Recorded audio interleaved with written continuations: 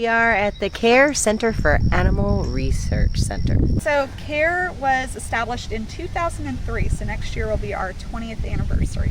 And you just now opened up for tours just on Saturdays now? Just on Saturdays. We used to be open every weekend until the pandemic started, and because big cats can get COVID, we decided to shut our doors. So it's been over 2 years since we've been open to the public, but we got all of the animals vaccinated against COVID, so we're slowly easing into things. Excellent. She's small. She's a little girl. We feed her a ton, and she has a very active metabolism. Hi, sweetheart. I'm a little bit jealous. Hi, sweetie. How are you doing? A big chubster. He's going through, a lot of times when they hit this age, they go through what I call the baby hippo phase, where they just get really chunky. Mm-hmm. And then it's kind of William. So Will is a mountain lion, and as I was telling them earlier, mountain lions, cougars, Pumas, Florida panthers, mountain screamers, mountain painters, they're all names for the same exact cat. 4 cats that are 20 years or older currently, and Allie is one of them. She just turned 20 years old last month. Oh, you got Special care units. You saw our vet center and those indoor-outdoor enclosures. Those were never meant to be long-term care areas. They were meant really just, for temporary supervision. So what we've started to do is build on indoor enclosures to a lot of the enclosures of some of our older cats, because they really benefit from having climate control. It allows us to be in there and watch them and take care of them if they need it. So Allie got herself a special care unit. It's in there. It's really nice. Has a comfy bed for her, has a comfy bed for us in case we need to spend the night with her. So we've started adding these on in places where cats need them. That way they can stay in their home where they're comfortable and get the care that they need, instead of us having to move them somewhere else. That is not the tortoise, that is just her toy. That's a toy. Oh. In the wild. Not often, they were still very rare, because that coloring is caused by a recessive gene. So both parents would have to carry that gene to produce the white color. But they used to occur. And unfortunately, the kings and maharajas of India thought that they were a symbol of strength and power and prestige. So anytime a white tiger was spotted, they would either have it killed or captured. And essentially what they did was eradicate that gene from the wild population. The last white tiger that was found in India was in the 50s. He was captured. He was named Mohan, and someone from the US went over there and brought him back to the US, because he thought, I can get a bunch of white babies and make a ton of money. Zoos will pay for this because it's an oddity. So he started breeding Mohan with other tigers, of course orange tigers, hoping that he would get these white cubs, and he didn't. So he knew enough about genetics to know, well, if I breed him with one of his offspring, then that offspring will carry that gene too, and they're more likely to produce white cubs. So that's what he started doing. And have other health issues. Exactly. So over time, because there was so much inbreeding involved to produce these white cubs, they also started having cleft palates and neurological issues, brain damage, deformities. It just really started a very long history of inbreeding in order to make money off of these animals because of how unique they look. Firebug or bug. She is another one that's, getting up there in age. She's 17? Yeah, 17. Had neurologists looking at her. Finally, she started kind of coming out of it. But when she came out of it, she couldn't see. And so she has struggled for most of her life with very bad eyesight. So she doesn't see very well. She kind of looks at everybody with like these big confused eyes. And what we do with her, since she can't see very well, her favorite thing in the world is, you know, smell my head. Hmm? Yeah, she likes smelling the top of your head. It's like a thing. We also think that she is starting to go deaf, but she does really well. She navigates everything fine. She's happy. Business. I mean, you do one little thing to them that you don't even realize you've done. She's 18, and she lives with another tiger over there, Rasa. And they actually used to live with a female lion. They all lived together. It was a little interesting because, as I mentioned, lions are used to being very social animals, live in groups, and they're always fighting for dominance. So Layla, who is the lioness, she was always trying to be the boss. Age, she can't. But the good news is that Cassie loves people. And there is nothing more that Cassie wants than to be around people. And in here, she gets to be around all the people. So when the interns and volunteers are making food or doing meds or active in the wild, they usually live to 13, 14. So I know you're very cute. So she is very, very old.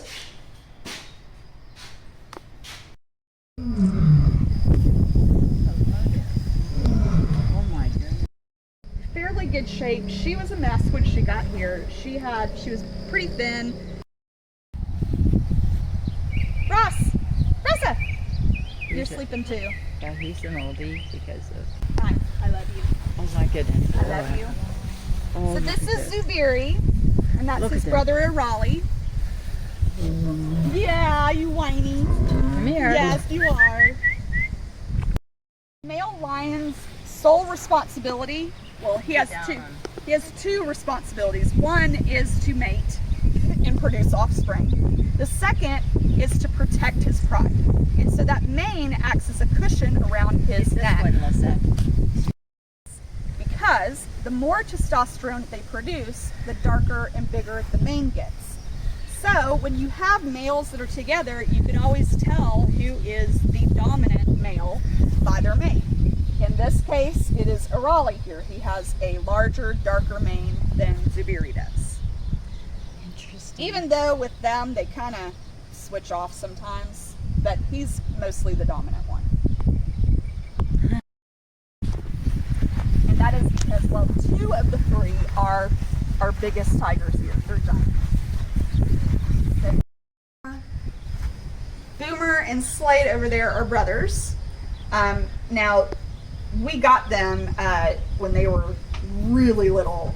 We were asked to take them in from a private owner, and they were teeny tiny. And when they were little, when tiger cubs are born, they weigh about 2 pounds. They fit in your hand, and they have no teeth, and their little eyes and ears are closed. We got them when they were about 5 weeks. Oh, wow. So they were still really tiny and just as sweet as could be, just little angels that had the cutest little tiger chuffs in the world. And then when they were about 2 years old, they went rotten. They were the two worst babies in the world. They wanted to bite and tear everything, including you. They were really difficult to deal with, particularly Slade. He was a demon. Say hi to your brother. Now Slade here, he is definitely the biggest tiger we have here. He is truly a monster. I mean, he is giant. All you have to do, if you look at his hips, if you look at his shoulder, that is all muscle. Just pure muscle.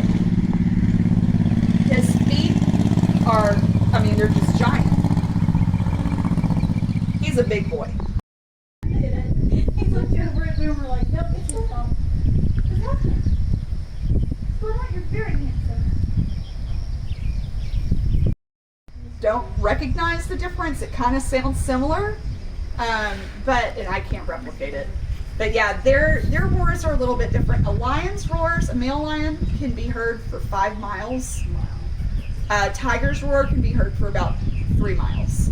Wow. And usually who does most of the roaring is our females. When they go into heat, they'll start calling.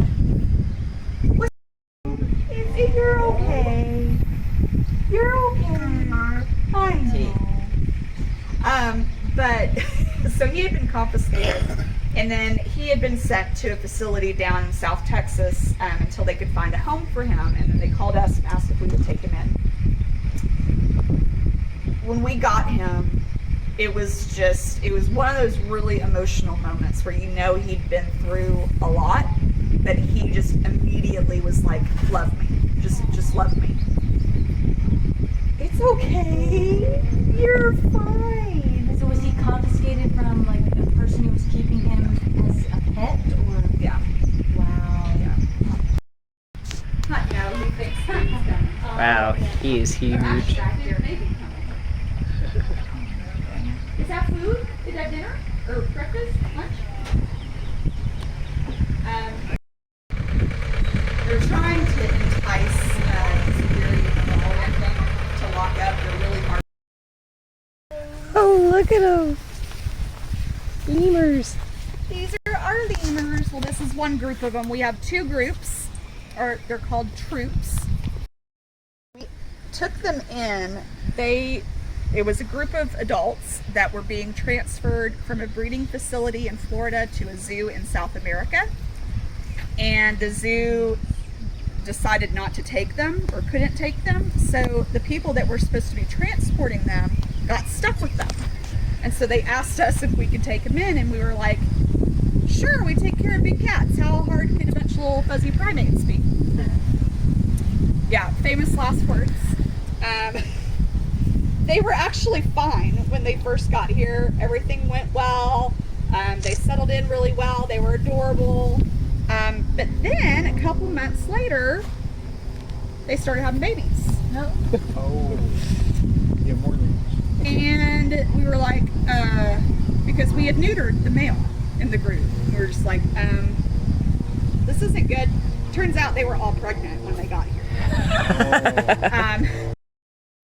Which we'll meet in a minute.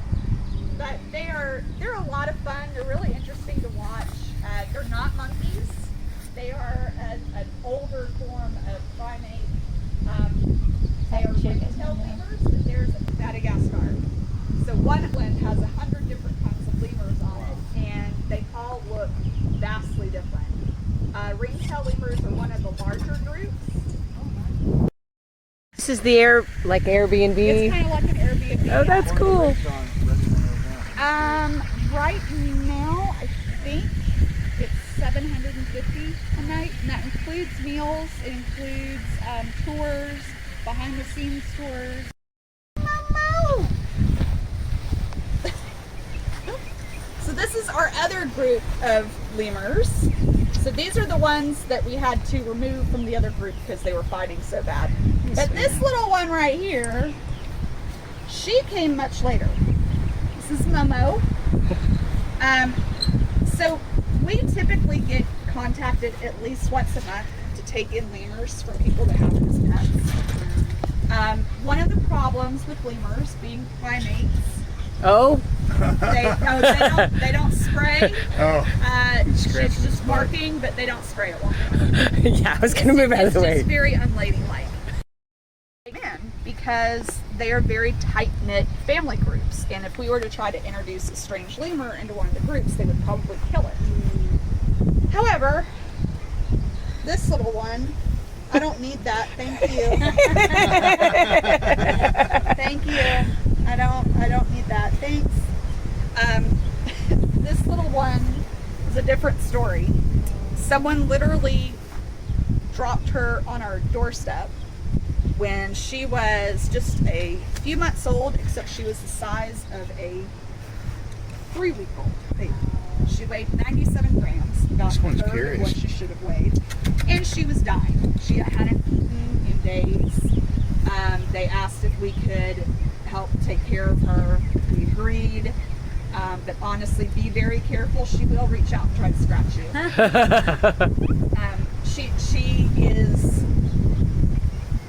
She has gotten aggressive with people that she doesn't know.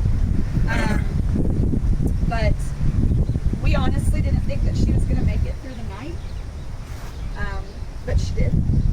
And we got her to start eating, and she had no hair.